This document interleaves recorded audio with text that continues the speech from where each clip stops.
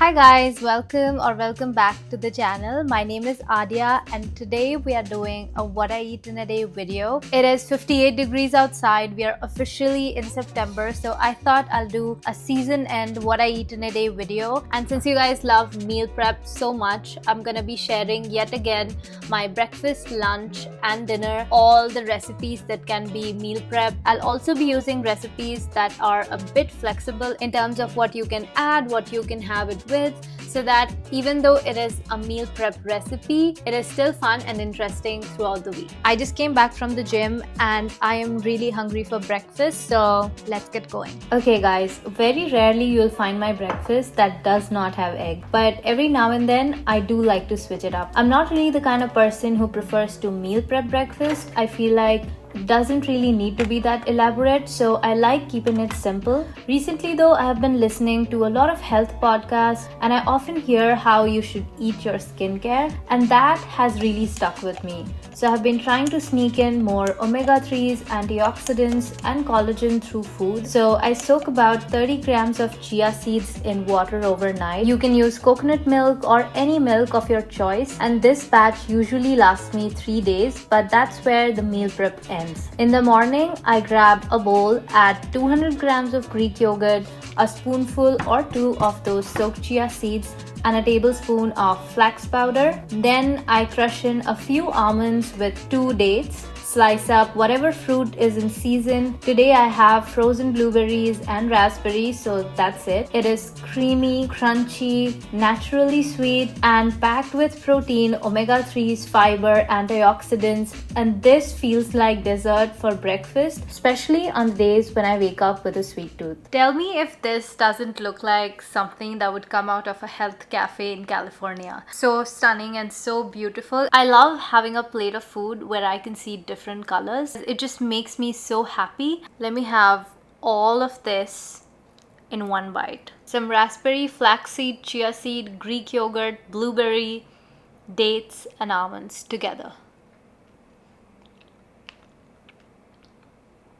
Yep, this is so good. And if you like it to be a little more sweet, you can add a stevia, Splenda, maple syrup, honey, whatever you like. I prefer it as is because the dates do add a little bit of sweetness, and there is very mild sweetness that comes from the berries. That's just my palate, but if you like yours to be sweeter, feel free. Also, this is such a flexible recipe because you can add any fruit that you like. If you want seasonal fruits, I would love to have this with mango during summer months, or cherries, even blackberries during winters because that's when it's the sweetest. You can always add protein powder in this to increase the protein amount, but the one that I have doesn't go well with this recipe. But if you like yours, feel free. Also, I am having this as a breakfast, but you can have it as a snack or whenever you feel like having something sweet. A lot of the days I wake up with sweet tooth and I feel like this is such a good fix for that. This is gonna get messy and I'm gonna have this off camera and then I'll see you at lunch. It is currently 2:16 and I'm about to start lunch. If you have watched any of my videos or if you have followed this channel at all, you would know that lunch for me is always some kind of lentil with rice or quinoa with some vegetables and yogurt, and that continues to be the trend today. It's something that I have grown up eating and I feel like it's such a comforting meal, especially during this time. But I also want this meal to be the quickest because I'm generally busy around this time, and I have shared the recipe of rajma and chole on my channel before, but this, I'll tell you, is the quickest way to make that. You know what, rather than explaining, let me show you. I have honestly been so happy since I discovered this way of making rajma or chole because let me tell you, I have been joking that half of my life used to go into cooking onions and tomatoes, just waiting for the oil to separate in the masala. Here's the shortcut though. Take the same ingredients, onion, tomato, ginger, garlic, and blend them into a paste. Then in your instant pot, heat some ghee, toss some cumin seeds, a tej patta, and a whole red chili. Let that crackle, then add in the paste, and about 5 to 8 minutes later, stir in the usual spices, some turmeric, red chili powder, coriander, and rajma masala. Add the beans or lentils with some rice, pour in water, and pressure cook this for 12 minutes. and that's it. You're done. Can you believe it? And I always like to pair it with a simple salad, whatever vegetable I have lying around. Today it was some greens with olive oil, salt, pepper, and lime juice. Once the instant pot is finished, I top everything with some fresh coriander leaves. And on the side, I'll also have some pickle and of course yogurt. It is so comforting, quick, and feels like the coziest comfort meal, and this batch would easily last you about 3 to 4 days. Okay guys, lunch is served.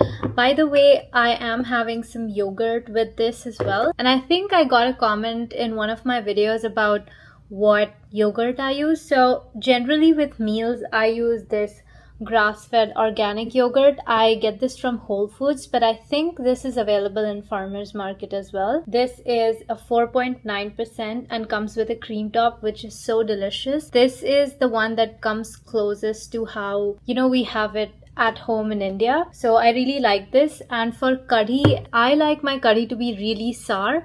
I use this other one that also I get from Whole Foods called Balkans. I don't have it at home right now to show you the packaging, but it is a white blue packaging. If I find a picture, I'll insert it somewhere on the screen, but that's the one I use and that's what I recommend. Also, I know that this rajma rice looks like khichdi in a way because it is a bit runny, but if you use less water, it would become a bit less runny and a bit less like khichdi, but it is so delicious. So I saw this recipe online and I was kind of skeptical because I thought maybe the masala would not cook properly, but this is so delicious. And I love these citrusy greens with this recipe. The good thing about this recipe is you can add guacamole, sour cream, some fajitas, and this would taste as good as a Mexican bowl. So good. See you at dinner. Okay guys, I'll admit I have said in the past that I don't really like meal prepping paneer sabzi, but this paneer bhurji is the one exception and I've been making it on repeat for the past 2 weeks. I am actually obsessed. Here is how I do it. In a pan, I add ghee, cumin seeds, some chopped onion and freshly grated ginger. I don't know why, but I just love grating ginger. Then I add some chopped tomatoes plus a spoonful each of tomato paste and tomato sauce. I know this may sound like a repeat, but Indian cooking does really revolve a lot around onion, tomato, salt and spices. Then I add turmeric, coriander and a little bit of Shahi Paneer masala and let everything cook down. Once the tomatoes turn soft and mushy, I throw in chopped peppers, but only for a couple of minutes because I like the crunch that it brings. Then comes paneer.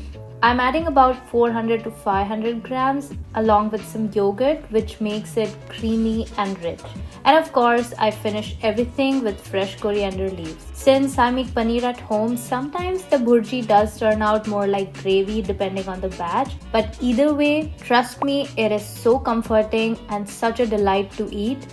This recipe lasts me about 5 days and I never get bored of it. Also guys, for this particular recipe today, I'm using 100 grams of Greek yogurt and 100 grams of regular yogurt instead of cream. Since this is a meal prep recipe and I'm gonna have it for 5 days, I'm keeping it healthier. Also, it helps with increasing the protein amount. The yogurt does break down a little bit, but in my opinion, it really adds to the flavor. But it's completely up to you. If you prefer cream instead of yogurt, feel free to do that. Okay guys, dinner is ready. Full disclosure, I did make this yesterday because I feel like every time I have done this kind of video when I was cooking all day, especially when I was meal prepping, because it's a lot in terms of quantity, I tend to get really tired by the end of it all. And so I did make it yesterday.